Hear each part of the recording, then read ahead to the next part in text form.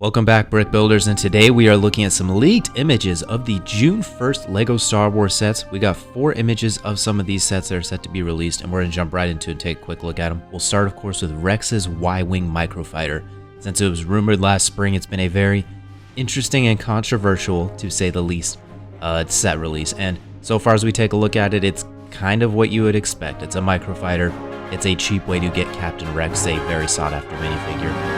The build, it's okay. I like how the engines are. I think there's some good pieces for Mox in here. It's a good idea, but it's nothing spectacular. A playset one would have been much better. We all kind of agree there. But overall, cool set, good way to get the Captain. We'll give it an 8.5 out of 10, just because it's a microfighter. Next, we're going to look at, in my opinion, the main set of this release. It is a doozy. We're looking at the Ambush on Mandalore Battle Pack, featuring 2 of the Imperial Commandos, a Mandalorian Night Owl, and a Mandalorian Warrior. This one is my favorite. It is a true battle pack. Very little, kind of goofy build in the back, obviously, but does have some good dark brown tan pieces. 2 army buildable characters on each side. These Imperial Commandos are absolutely incredible. Some of my favorite figures they've released in recent years.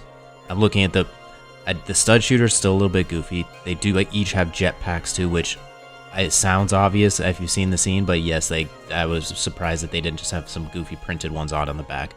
I love that it includes these clear pieces here you can see on the Imperial Commando's foot. Great for mock building, great for having them fly, for lack of better terms, considering the scene.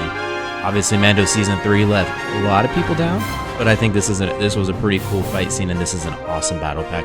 I'm giving this a 9.5 out of 10. It is very awesome. I think the one thing is missing is this is a little bit late. We really could have used this maybe close to a year ago, but honestly, a great set. I'm glad it is coming out. Next, we're going to look at probably the twin to that one, you could say. We have Paz Vizla and Moff Gideon battle, featuring 2 of the Imperial Preatorian Guards. Moff Gideon in his incredible Mandalorian armor, and Paz Vizla, the same from the Mandalorian Armory set from a couple of years ago.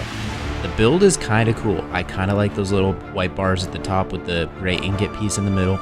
You have the stud shooter at the top, a little goofy, but if you look closely, we do got another lamp in that left corner. The Preatorian Guards are okay. I think they would have been added if they had a cloth waist cape, but we know we're not getting those. The helmets, they're not too bad. I kind of like those. There still should have been 3 to be scene accurate, especially since this is expected to be like a $40 set, I believe. So I think this one really could use the 3 figures to be accurate. Paz Vizla, good figure. We've seen it before. Moff Gideon is honestly absolutely incredible. I really love this figure. This one carries the set. The one thing it is missing is he needs a cape. You look at him side by side, he really needs a cape. That is the one thing missing. This set's really good. It's a little priced high. I think it needs that 3rd figure, and it can use the cape and at the Preatorian Guards.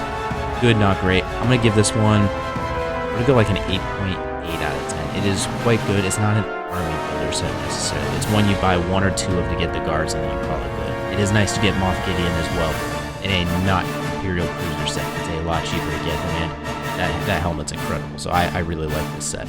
Last one we're going to look at is the Luke Skywalker Mech, his X-Wing mech, and I'm not high on the mechs. I've built a couple of them. They're kind of cool. They're neat. They're a good way to get cheap. They're a cheap way to get the figures for like $15. They have some very interesting parts. This one, we see that the Alliance logo right in the middle, kind of like the Stormtrooper had the Imperial one. There are some neat things that come with that. A good way to get Luke Skywalker. We have a bunch of them, but still, it's always good to get more, I suppose. We'll give this one 6.5 out of 10. I think it's the design's not too terrible. I think that X on the back is kind of interesting. I'm not huge on the mechs. I get the idea of them, but overall this set's just kind of okay. I don't mind it. I don't hate it. I don't love it. So we're going to give it a 6.5 out of 10. The only concern I have with this wave is it's rumored in North America to be getting delayed until August 1st, which is when we also are getting the newly updated Imperial Star Destroyer with Cal Kestis and some other sets. So it's like they're trying to bankrupt me come August, but I like a lot of these sets. I think I'm going to be picking up a few of them as well. Let me know in the comments down below which one of these sets you like and which ones you'll be picking up and where they might have came up a little bit short. If you're still listening at this point, we appreciate you for tuning in. Feel free to hit the like and subscribe button. It helps out a lot, and it's free, and you can unsubscribe at any time.